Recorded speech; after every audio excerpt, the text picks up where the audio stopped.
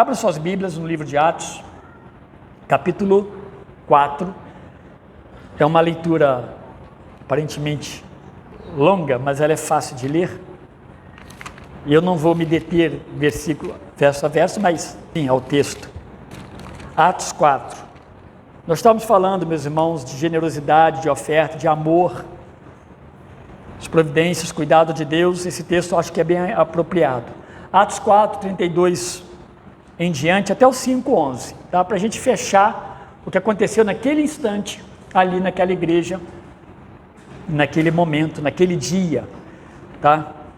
As crianças, nós estamos aqui, a gente vai ler um texto que está falando da igreja, né?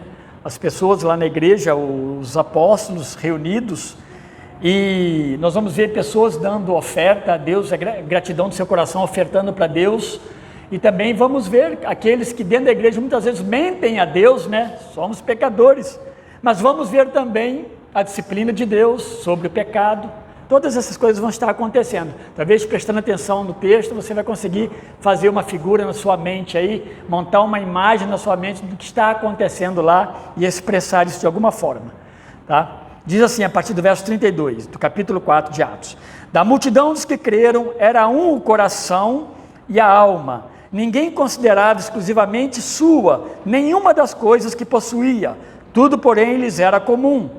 Com grande poder os apóstolos davam testemunho da ressurreição do Senhor Jesus, e em todos eles havia abundância ou abundante graça, pois nenhum necessitado havia entre eles, porquanto os que possuíam terras ou casas, vendendo-as, traziam os valores correspondentes e depositavam aos pés dos apóstolos. Então se distribuía a qualquer um à medida que alguém tinha necessidade. José, a quem os apóstolos deram o sobrenome de Barnabé, que quer dizer filho de exortação, levita, natural de Chipre, como tivesse um campo, vendendo-o, trouxe o preço e o depositou aos pés dos apóstolos. Entretanto, certo homem chamado Ananias, com sua mulher Safira, vendeu uma propriedade, mas em acordo com sua mulher, reteve parte do preço, e levando o restante, depositou-o aos pés dos apóstolos. Então disse Pedro: Ananias, por que encheu Satanás teu coração, para que mentisses ao Espírito Santo, reservando parte do valor do campo? Conservando-o, porventura, não seria teu? E vendido, não estaria em teu poder? Como, pois, assentaste no coração este desígnio? Não mentiste aos homens, mas a Deus. Ouvindo essas palavras, Ananias caiu e expirou, sobrevindo grande temor a todos os ouvintes. Levantando-se os moços, cobriram-lhe o corpo e, levando-o, sepultaram. Quase 3 horas depois, entrou a mulher de Ananias, não sabendo o que ocorrera. Então Pedro, dirigindo-se a ela, perguntou-lhe: dize-me, vendestes, portanto, aquela terra? E ela respondeu: sim, portanto. Tornou-lhe Pedro: por que entrastes em acordo para tentar o Espírito do Senhor? Eis aí a porta aos pés dos que sepultaram teu marido, e eles também te levarão. No mesmo instante, caiu ela aos pés de Pedro e expirou. Entrando os moços, acharam-na morta e, levando-a, sepultaram-na junto do marido. E sobreveio grande temor a toda a igreja e a todos quantos ouviram a notícia destes acontecimentos. E aqui, meus irmãos, nós temos então um acontecimento que a gente não é agradável, porque ao mesmo tempo que nós vemos a igreja sem necessidade e também alguém fazer uma oferta para a igreja, realmente do fundo do seu coração, e isso, um benefício para aquela comunidade, a gente vê também um fato muito triste, que não foi a questão do muito ou do pouco da oferta daquele casal, mas foi justamente a mentira, né? O desejo de aparecer como alguém, ou de receber algum tipo de louvor, e através da mentira isso acontece muito, e aí uma disciplina de Deus acontece. Então, de certa forma, o fechamento é um momento triste para aquela comunidade, mas nós precisamos estar atentos. E aí, meus irmãos, quando eu estudava esse texto, eu pensava nessa questão, principalmente desse final, que eu não quero dar ênfase somente a ele, mas pensando na questão da disciplina. na igreja. Eu li sobre um teólogo escrevendo alguma coisa, fazendo um comentário, na verdade, sobre isso, e ele falando que a necessidade de a disciplina na igreja funcionar. E a necessidade, nesse caso aqui, meus irmãos, foi algo de Deus mesmo, mas sempre será de Deus, nós entendemos. Então a disciplina na igreja, ela ser eficiente, ela ser cuidadosa, ao mesmo tempo que há amor, há o cuidado, há a pregação, a boa exposição, há o bom convívio, mas também há a disciplina, porque Deus nos instrui nesse caminho também. Embora aqui a gente vê algo muito triste. Mas vamos lá, meus irmãos. A ideia aqui nesse texto, aqui no princípio, pelo menos até o verso 32 ao 36, é a vida na comunidade dessa nova aliança. E essa vida na comunidade dessa nova aliança, aqueles que creem em Jesus Cristo, é marcada por uma expressão muito interessante, que pouco nós usamos, que é altruísmo. Altruísmo, depois você vê o que significa, não vou ficar falando o significado. Uma vida marcada pelo altruísmo e, ao mesmo tempo, o poder de Deus no meio da comunidade altruísta. Olha que coisa maravilhosa que aconteceu naquela igreja. Então, essa é a comunidade criada por Deus. Você vê isso bem no começo do texto. Ela é criada por Deus a partir do que Deus faz. Quando Cristo, ele vem ao mundo, né, ele nasce da forma como ele nasceu, ele é gerado da forma como ele foi gerado, havia um propósito de Deus de restauração do homem, uma reconciliação minha e sua com Deus. Por isso, aqui é chamado de a comunidade dos que creram. O verso 32 está falando isso. Havia ali uma comunidade dos que creram. E aqui, meus irmãos, já é uma grande, né, uma multidão. Um crescimento exponencial, algo maravilhoso. Se você pegar o verso 4, nós não lemos, diz que já chegava a quase 5.000 membros. O negócio estava explodindo. Quantas coisas não vem acontecendo ao mesmo tempo, num tempo muito curto. A igreja crescendo bastante. Mas todos esses creram em Jesus, porque essa é a comunidade dos que creram. Crer em Cristo, então, é essa base da profissão de fé de cada um que passa a fazer parte da igreja. Então, quando você faz parte da igreja, você passou por uma profissão de fé. Alguém te acompanhou, alguém quis saber quem é você, de onde você veio batizado, como você creu. E depois da sua comprovação, da sua fé, de que você creu, você é admitido na igreja, seja por batismo ou por aceitação da igreja, uma permissão da igreja pública. E é assim que o apóstolo João descreve o motivo dos sinais de Jesus. Ele fala que Jesus fez vários sinais no Evangelho de João, e ele escreveu apenas alguns. Mas ele diz lá no verso 31 do Evangelho de João, capítulo 20, diz que estes, porém, esses sinais, esses milagres, foram registrados para que creiam que Jesus é o Cristo, o Filho de Deus. E ele diz mais, e crendo, tenham vida no nome de Jesus Cristo. Essa é a comunidade dos que creem. Assim, não é possível entrar nessa comunidade por amizade. Não pode entrar nessa comunidade por simpatia, por beleza, por uma vantajosa condição financeira, por boa reputação somente, não. A essência está crer em Cristo. Esse testemunho é fundamental para fazer parte da comunidade dos que creem. Aqui é a comunidade dos que creem. Precisa crer em Jesus como Filho de Deus, que pode perdoar pode perdoar o nosso pecado, pode transformar o nosso coração. A Bíblia fala muito de coração duro, coração endurecido, coração de pedra, para exemplificar o estado que ele está sob o pecado, sob a direção do pecado. Assim, ninguém que tenha crido em Jesus deve estar fora da igreja de Cristo. Se crê, deve estar na igreja, a igreja de Cristo. Essa é a comunidade, como Deus fez lá no passado, continuou fazendo e faz hoje, separa essa comunidade dos servos de Cristo.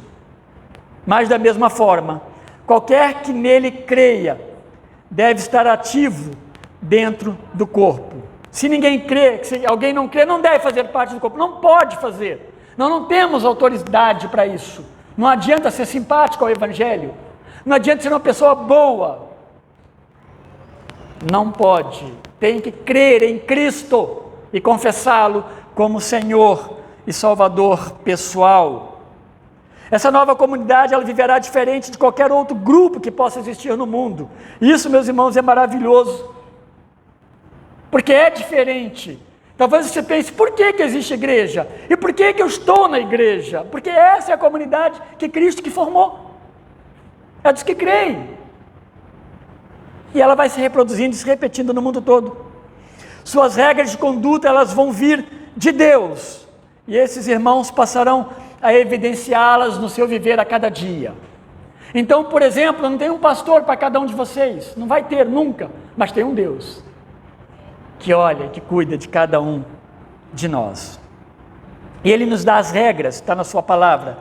Então, sendo Deus aquele que os acolhe e os escolhe também, Cristo aquele que salva o pecador, e o Espírito Santo aquele que habita no pecador, suas vidas passam a ser uma vida comum. Ela não é comum porque nós nos ajuntamos aqui e ficamos dentro desse quadrado aqui. Ela é comum porque nós cremos no mesmo Deus. E na verdade nós temos um único Deus, mas nós cremos no mesmo Cristo que salva e no Espírito que habita. Não há falta de um ou sobra de outro qualquer. Por isso a comunidade, ela vive unidade, tudo é comum, um Espírito unido e o mesmo modo de pensar. Passando por Cristo, quebra-se orgulhos, arrogâncias, soberbas, e uma porção de coisa que nós trazemos como parte da nossa bagagem de pecado. E Deus vai nos libertando dessas coisas. 1 Coríntios 12, os versos 4 a 6, eu não vou ler o texto, mas ali ajuda-nos a entender a unidade do corpo de Cristo, afirmando que em nossas diversidades opera um único Espírito Santo, o único Senhor, que é Jesus Cristo, e o único Deus, que é o Deus Criador de todas as coisas. Assim, Deus, conservando nossa personalidade, Ele mantém em nós, igreja, uma unidade de coração e de mente. Então, meus irmãos, alguém pode olhar de fora e olhar e pensar, poxa, lá tem tanta gente diferente. Eu conheço o Chiquinho é diferente do George, que é diferente da irmã, que é diferente. É assim mesmo, mas todos creem em Cristo, todos foram salvos por Jesus Cristo. Coração e mente é uma palavra é uma expressão, uma ideia muito hebraica, porque ela se manifesta lá no Antigo Testamento através do próprio Deus. A gente lembra de Deuteronômio, por exemplo, capítulo 6, um dos textos, verso 5 diz lá: amarás o Senhor teu Deus de todo o coração, alma e força. É a comunidade dos que amam Deus de todo o coração, alma e força. Eu sei que você está pensando assim, mas eu não sou essa pessoa assim. Nós não somos, nós fomos transformados por Deus, e nós somos aceitos por Deus por causa de Cristo. Se Deus olhar para mim, eu não sirvo, mas se Deus ver Cristo em mim, é isso que Ele enxerga, porque eu creio em Cristo, daí é diferente sim, Ele me aceita e aceita a minha adoração, não é por mim. Então na igreja primitiva esse amor é também aplicado nesse plano horizontal, esse amar a Deus é aplicado no plano horizontal junto à igreja de uma forma multifacetada, de várias maneiras, e aos necessitados. A igreja, ela não é um lugar que você vem, então somente adora cantando. Você adora de todas as maneiras, que você adora cantando, ouve a palavra adorando, ora adorando, e você serve uns aos outros adorando a Deus, porque você crê em Cristo. Ninguém mais age por você, mas em função do corpo, ou seja, por você não, por si próprio. Quando eu comecei a participar da igreja, Deus me colocou na igreja, Deus me ampliou também a minha visão. Eu passei a olhar os meus irmãos e a cuidar dos meus irmãos de alguma forma. O pastor Paulo pregou semana passada, fiz questão de lembrar isso aqui. Ele nos falou, baseado ali em Atos capítulo 6, um pouquinho mais adiante, sobre o cuidado que os diáconos e os presbíteros tinham em preservar essa unidade da igreja. E aquilo que é feito ali, de escolher diáconos, formar diáconos, é para que a igreja mantivesse a sua unidade. a unidade do corpo. E aqui, meus irmãos, está acontecendo também isso para a edificação do corpo e da igreja. Unidade de coração e mente é quando todo o corpo está a serviço de Deus e isso se reverte para o bem comum de todos os irmãos, não apenas para mim. A igreja não é um mercado onde você, eu vi isso, Paulo falou isso também, onde você se serve e vai embora, como se fosse você fizesse alguma coisa por aquilo. Não. Você é servido sim na igreja, mas você é chamado para servir. Os discípulos se assustaram com Jesus quando ele lava os pés deles, porque eles achavam que judeu não pode lavar pé de judeu. Tem escravos para isso, tem estrangeiros. E Jesus quebra tudo isso. Por que será que Jesus fez? O que ele quer nos ensinar com todas essas coisas? Os que creem em Cristo, então, se servem da sua graça e mostram graça também no serviço mútuo. E essa deve ser a cara da nossa igreja, da igreja de Cristo.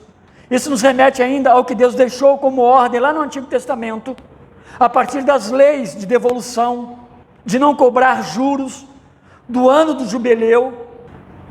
Lá em Deuteronômio 15:4 diz lá, para que não haja pobre no meio do povo. Eu gosto dessa expressão.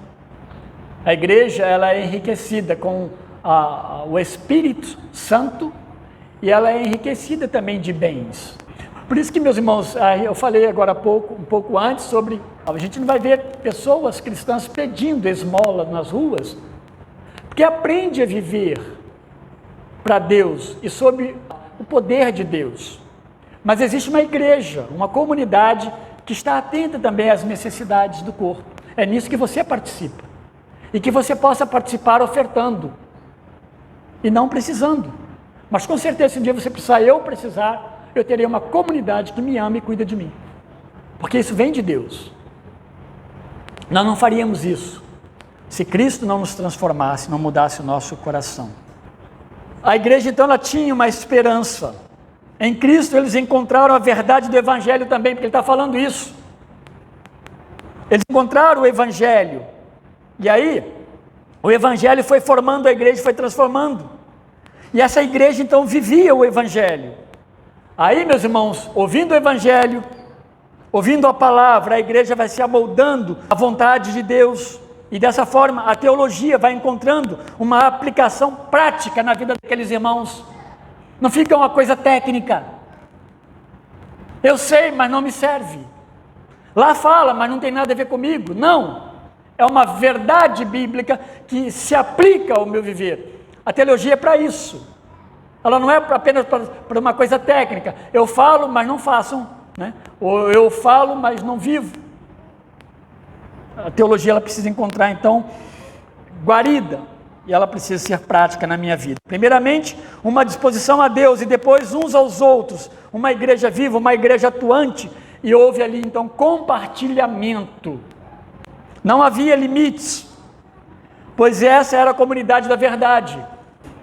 Eles não estavam discutindo se alguém deu muito vai ficar pobre, ou se vai faltar. Não era esse o espírito. Cada qual vendendo algum bem levava esses valores para a igreja, que a administrava o bem e a necessidade comuns. E a percepção, voluntariedade, disposição, alegria, constância em contribuir era equilibrada pela sinceridade dos necessitados e honestidade dos administradores. A igreja precisa tomar muito cuidado quando ela elege seus administradores. Claro, meus irmãos, dentro de um corpo, nós pressupomos todos creem em Jesus Cristo. Todos são honestos? Todos são honestos. Mas a igreja precisa tomar todos cuidado. Precisa ser realmente uma direção, uma orientação divina. Algum tempo antes, lá em Atos, capítulo 2, os versos 44, 45, eu falei agora há pouco, que lá tinha 3.000 membros já. Lá afirma que tudo era comum entre eles, e havendo necessidade, eles vendiam propriedades, distribuindo à medida da necessidade. Por quê, meus irmãos? Estava tudo difícil. Agora começa um confrontamento judeu-cristão, no sentido espiritual, uma perseguição. Esse negócio, o judeu vai olhar, esse negócio está se desenvolvendo muito, não é bem isso. E começa, se a comunidade não se ajunta em torno de Cristo, se a comunidade não se une, eles se perderiam na primeira ameaça que sofreram. Lá eles vendiam tudo e praticavam, né, a distribuição entre eles, os suprimentos, pela prontidão e pela generosidade de cada um deles. E supriam as necessidades. Aqui agora não havia necessitado. Depois nós temos, meus irmãos, versos 36 e 37, os dois últimos do capítulo 4, a oferta de Barnabé. E ela exemplifica o amor e a generosidade que conduzia aqueles irmãos à vida deles.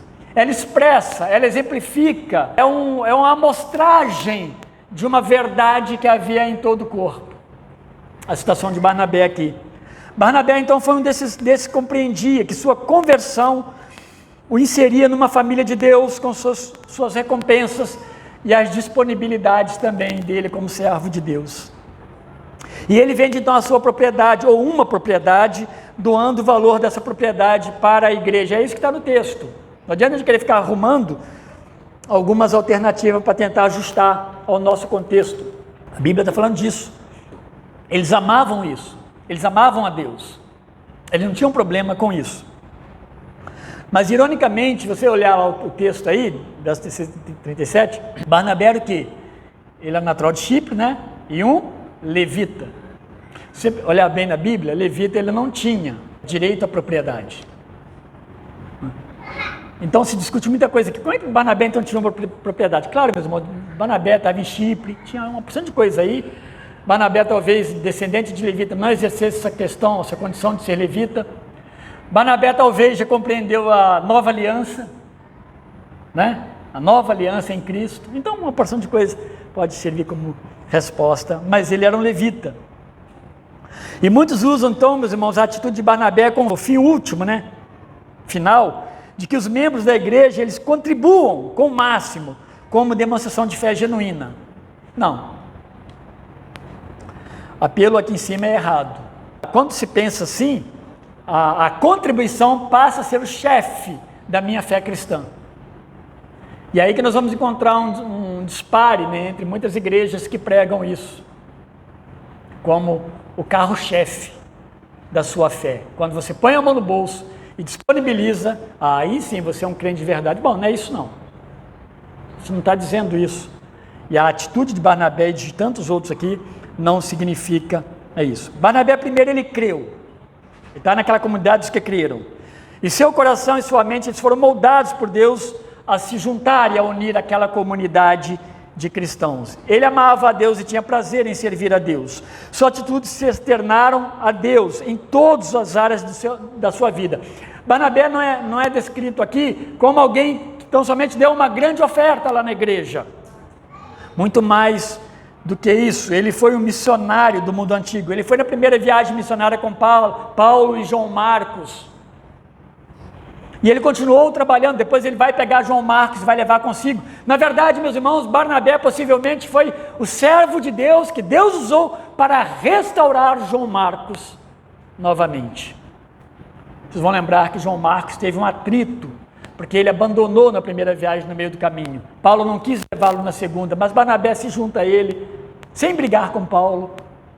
E no final, lá em Timóteo, nós vamos ver Paulo falando, olha, não esquece de trazer o João Marcos, peça ao João Marcos, ou seja, já estava restaurado. Barnabé era um servo de Deus, meus irmãos, não dá para a gente descrever aqui, chamado de José, né? Eu estou usando só, aliás, o nome dele é José, estou chamando só do apelido que era Barnabé.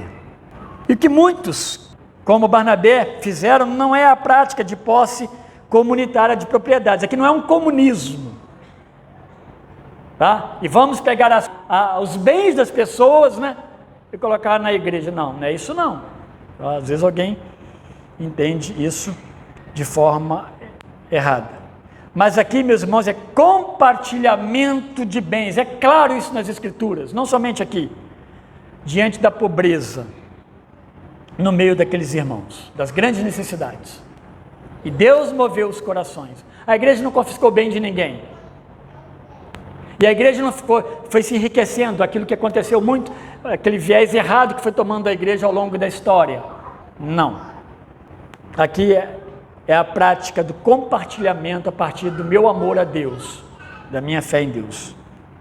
O crente, então, usavam o que Deus lhes dava e eles compartilhavam de uma forma voluntária com a comunidade. Sua oferta não foi por constrangimento, mas por amor ao reino e por ter um coração e uma mente em Cristo, dirigida por Cristo. Ele desejava que as necessidades da igreja elas fossem supridas. Ele desejava fazer parte disso. Ele desejava que a unidade da igreja permanecesse. Então, Barnabé era um servo de Deus que via o seu serviço em todas as demandas do ministério, inclusive da oferta na igreja. Ele era um cristão amoroso. E finalmente, meus irmãos, de 1 a 11, como eu disse, não vou detalhar, a gente tem que ter essa consciência de que dentro do corpo de Cristo não existe perfeição e que o pecado ele se manifesta no meio do corpo de Cristo, e aqui é um desses exemplos, né? A tentativa de minar a paz, a tentativa de minar a unidade, o trabalho, mas a disciplina de Deus, Ananias e Safira, eles são esse contraponto daquilo que Barnabé faz. A gente não tem muita informação deles, mas eles eram membros da igreja, isso está claro aí. Eles chegam lá e são membros da igreja, da comunidade dos que creram. E é algo interessante você pensar aqui, e aí, então eles foram para o inferno? O texto não está tratando disso. Mas, ao mesmo tempo, houve uma disciplina pesada, né? A gente vê como disciplina pesada de Deus, por causa do pecado e uma proteção à igreja. Deus protege a sua igreja, a igreja é dele, não é nossa, não é minha. Há muitos líderes em que desejam, falam, né, com boca cheia, né, enche o pulmão, falam da minha igreja. Não, meus irmãos, a igreja é de Deus. Ai de mim, ai de nós, líderes, se nós não formos cuidadosos com a igreja de Deus. Eles deram pública a profissão de fé em Deus, eles foram recebidos no seio da comunidade cristã. Talvez a gente possa imaginá-los integrados na igreja, mas seus corações e mentes não unidos nessa verdade, junto com os demais membros e os demais da comunidade. Eles colocaram limites no seu envolvimento com o corpo, limites pessoais. Eles começaram a limitar aquilo que eles participariam no corpo de Cristo. O que é dos outros pode ser meu, e nesse sentido, eu estou falando aqui, fazendo uma ideia do que possa acontecer. O que todos recebem eu também quero, mas o que é meu, não posso compartilhar com os outros. Deus quebra essas coisas em nós, meus irmãos, e precisamos pedir muito a Deus por isso, porque a igreja ela não pode mendigar. Não pode faltar na igreja a ajuda ao outro, senão alguma coisa está errado. Por que Barnabé vende uma propriedade? Talvez a igreja não passava necessidade, mas ele enxergasse uma extrema necessidade que poderia vir. E como veio mais adiante? Uma previsão, uma precaução. Eles mentiram naquilo que, de forma histórica, de forma até tradicional, tem sido um grande desafio no meio cristão. Compartilhar de seus bens com a comunidade cristã. No caso deles, envolveu inclusive mentira. Não só o volume, mas a mentira. E isso é mais comum do que nós possamos imaginar, embora eu estou falando sem conhecimentos de causa. Somos assíduos em nossos trabalhos, mas resistentes em nossas contribuições. E eu falo para o bem da comunidade. Eu falo para o bem do corpo. Eu não estou defendendo o meu sustento, porque eu sei que Deus não vai deixar faltar, de alguma forma Deus sempre vai suprir. Não é isso que eu estou fazendo aqui. Eu estou defendendo o nosso serviço cristão, como que ele vive. E lembra que eu falei agora há pouco, de forma errada, muitas vezes as pessoas vão contribuir. Eu já vi pessoas que estão processando igrejas, porque estão recebendo bens deles e não aconteceu o que eles desejavam que acontecesse. E agora processam a igreja. Isso não é forma, não é isso que Deus está ensinando aqui. Mas o meu desejo é que nós aprendamos a fazer o que é certo. E por que isso acontece muitas vezes? Essas dúvidas, talvez por insegurança, por medos, ou até por uma compreensão errada de que Deus não seja o único provedor seu e meu, e Senhor de nossos bens e de nossa vida. Alguma coisa que pode estar bugado, né? Deu um probleminha, apagou. Ananias e Safira, eles podiam ofertar a quantia que eles desejassem ofertar, muito ou pouco. Pedro deixa claro que tanto a propriedade era deles, quanto o valor da venda era deles. Tudo era deles. Mas eles planejam mentir. Eles desejaram parecer fiel e generoso aos olhos da igreja, buscando admiração e louvor, quem sabe? Vamos fazer como Barnabé. Barnabé talvez nem soubesse o que a igreja falou dele. Eles vão dar a oferta depois. Ananias e Safira. Ananias e Safira é uma demonstração clara, meus irmãos, de temores de homens. Quando nós tememos o pastor, quando nós tememos pessoas, nós queremos que pessoas vejam o que nós fazemos. Quando nós dizemos que as pessoas conheçam o que nós fazemos, meus irmãos, por que Deus falasse lá atrás? Porque nós não queremos contribuição? Porque simplesmente, para nós dessa igreja, nós não achamos que botar o gasofilácio aqui seja uma atitude de fé maior ou de fé menor. E lá fica muito mais à vontade para você que chega a sua oferta, que é muito importante para essa igreja, e ela caindo lá. E lembrem-se que esse estudo e essa pregação, ela não tem nenhum teor de desabafo, porque não é esse o sentido. Deus tem nos abençoado e abençoado essa igreja de uma forma maravilhosa, porque tudo pertence a Ele. Mas para a gente entender que aquilo que nós damos ao Senhor, que nós fazemos para o Senhor, não necessariamente precisa ser conhecido. Ou precisa que alguém bata nas minhas costas e diga: olha, muito bem, pastor, olha, você foi demais, hein? E aquilo lá, sem aquilo, eu volto para casa, não valeu nada a minha pregação. Não é isso. Então, tudo pertencia a eles, né? Mentir, então, é um dos pecados que mais identifica o homem com o diabo, se não um dos mais. Jesus, quando define o diabo, ele o descreve como mentiroso desde o princípio, e descreve ele como pai da mentira, e é aqui que eles estão caindo, esses membros da igreja primitiva. E Deus, por intermédio de alguém, ou pelo poder do Espírito Santo, uma revelação, pelo poder do Espírito Santo, revela a Pedro. Não sei se alguém chegou lá e falou assim, ou chegou conhecido, a oferta dele foi registrada em algum lugar, né?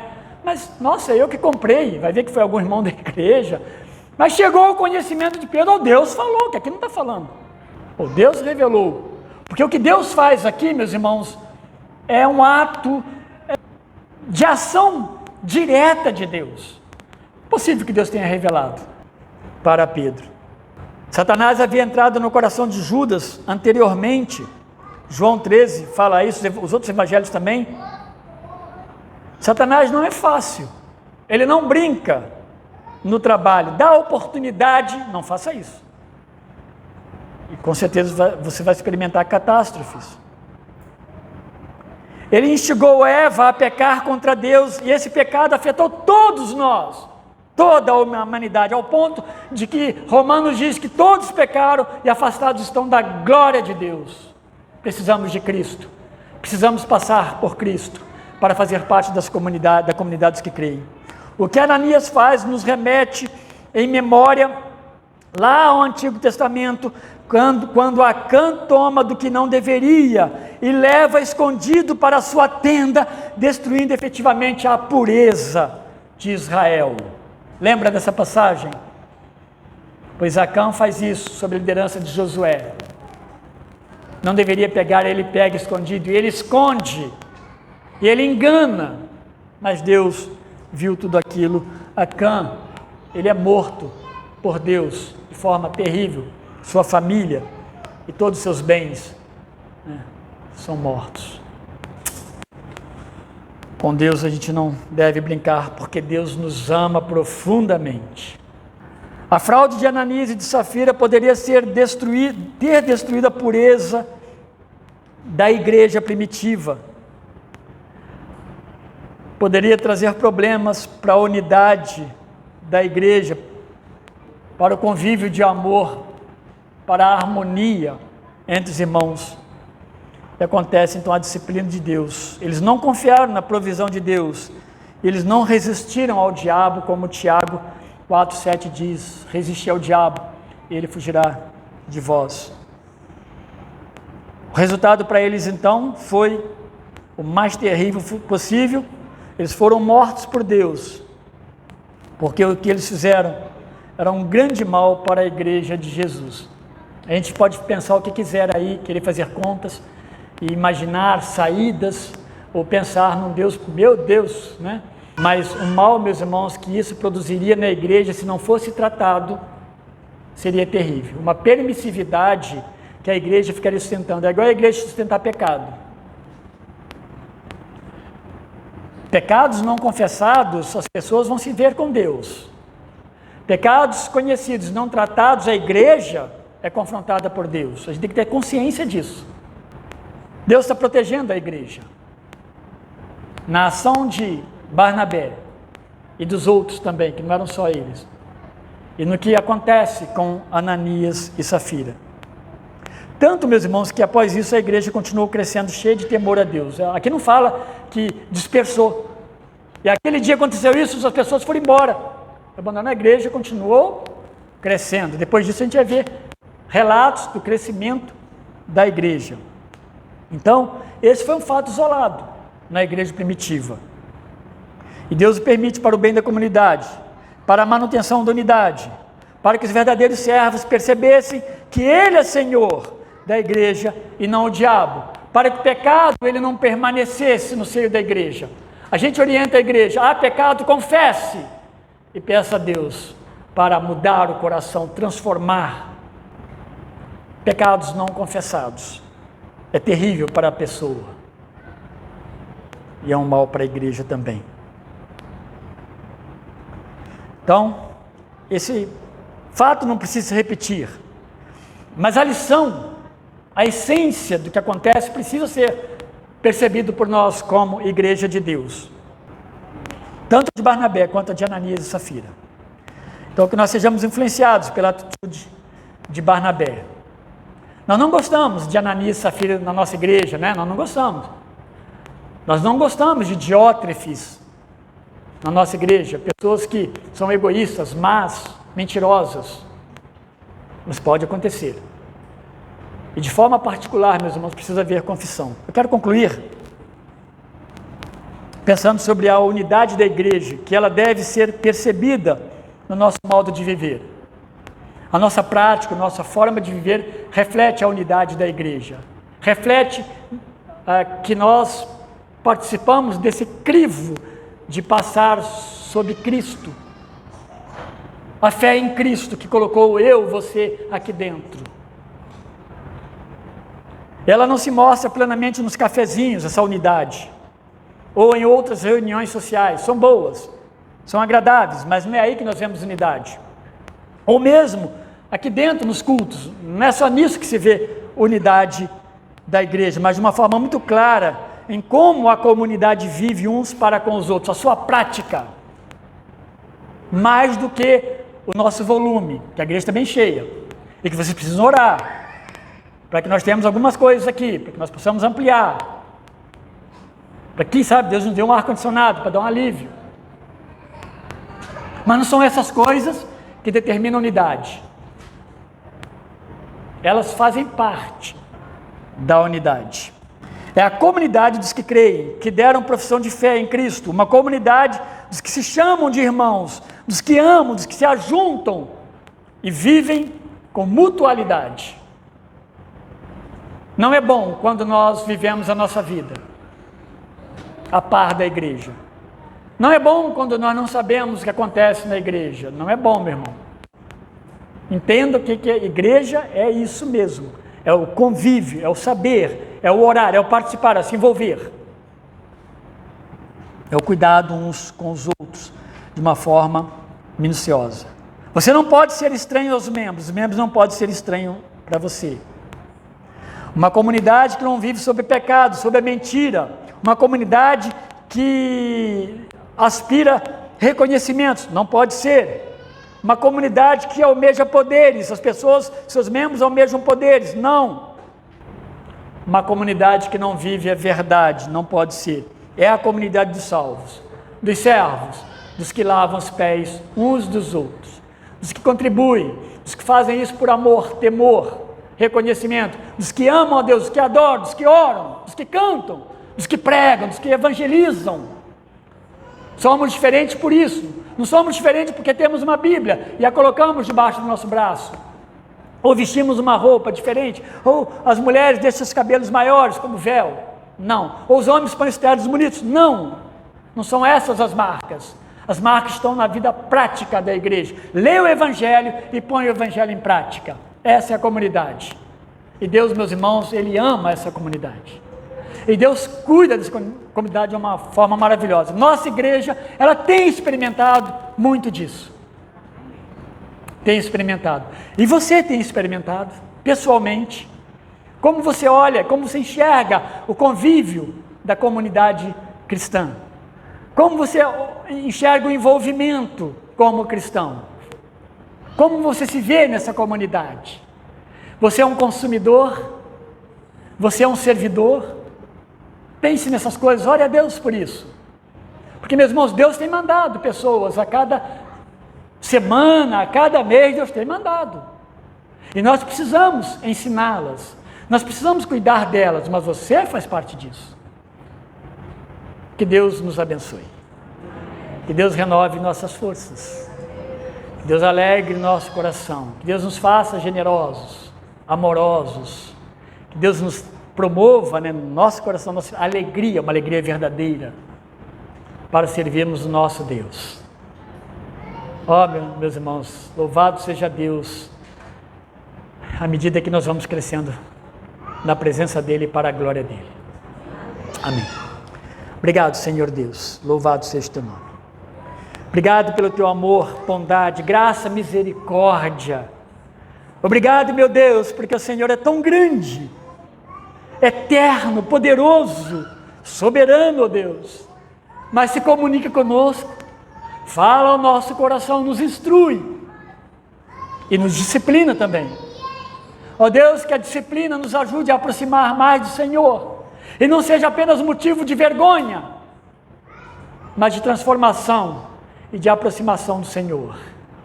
Acima de tudo, que haja alegria em nós, desejo, ó Deus, de participar, de envolver, de fazer parte efetiva do corpo de Cristo.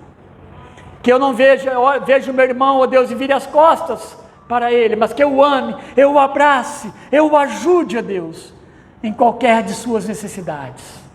Assim nós estamos mostrando o Evangelho, Deus, que alcançou o nosso coração. Muito obrigado. Ao Senhor toda a honra e toda a glória. Em nome de Jesus, amém. Deus abençoe a todos, meus irmãos.